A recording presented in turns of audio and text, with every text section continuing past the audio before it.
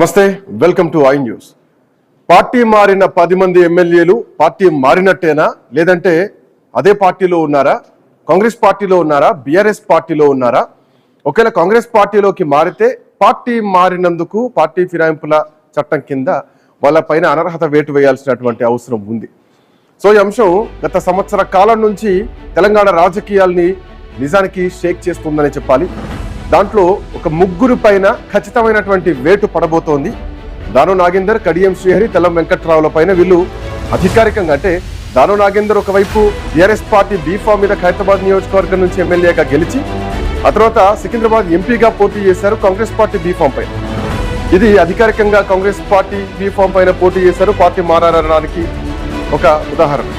ఆ తర్వాత తెల్ల వెంకట్రావు నేరుగానే ఒప్పుకుంటున్నారు, అవును కాంగ్రెస్ పార్టీలోనే ఉన్నా అని చెప్పేసి. కడియం శ్రీహరి ఏ పార్టీలో ఉన్నారో ఆయన చెప్పుకోలేనటువంటి పరిస్థితి ఒకవైపు అయితే గనక అధికారిక సభల్లో పాల్గొంటున్నారు, అటు ముఖ్యమంత్రితో కలుస్తున్నారు, ప్రతి కాంగ్రెస్ పార్టీ సభల్లో పాల్గొంటున్నారు. సో స్పష్టంగా తెలుస్తోంది. మరోవర్ తన కూతురు కడియం కావ్యను కూడా కాంగ్రెస్ పార్టీ టికెట్ పైనే గెలిపించారు. ఎక్కడ ప్రోటోకాల్లో కానీ అన్ని కూడా కాంగ్రెస్ పార్టీ ప్రోటోకాలే కనిపిస్తుంది. సో వీళ్ళ విషయంలో బీఆర్ఎస్ పార్టీ కూడా స్ట్రిక్ట్ గానే వర్క్ చేస్తుంది. సుప్రీంకోర్టుకు ఖచ్చితంగా వెళ్ళి దీనిపైన ఒక భారీ కొట్లాట చేస్తుందని చెప్పాలి.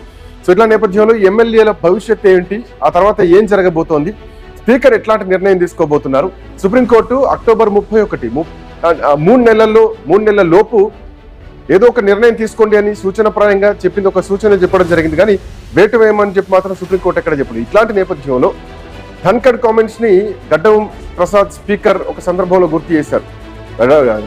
ధన్కడ్ ఏమన్నారో గుర్తుంది కదా అని చెప్పి. సో ఈ లెక్కన కోర్టులు శాసన వ్యవస్థలోకి ఇన్వాల్వ్ అవ్వాల్సినటువంటి అవసరం లేదు, అంతటి అధికారాలు లేవు అని చెప్పేసి తన వర్షం చెప్పడం జరిగింది. బట్ ఏదేమైనా కానీ రాజ్యాంగంలో ప్రతిదీ కూడా న్యాయ సమీక్షలోకి వస్తుంది, రాజ్యాంగంలో పొందుపరిచినటువంటి అంశం.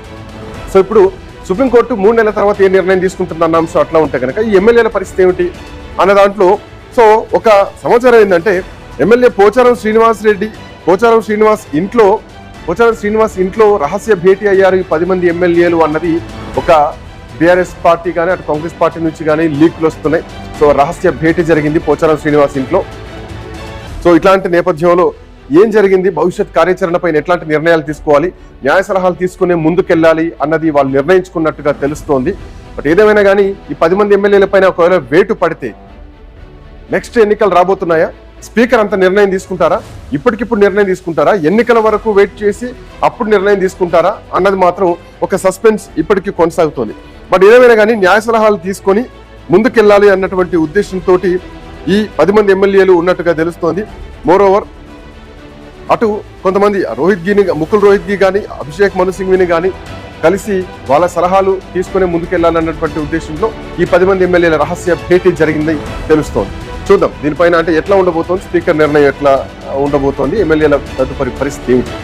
కరీంనగర్ నుంచి మా కరెస్పాండెంట్ ప్రశాంత్ అందుబాటులో ఉన్నారు. ప్రశాంత్,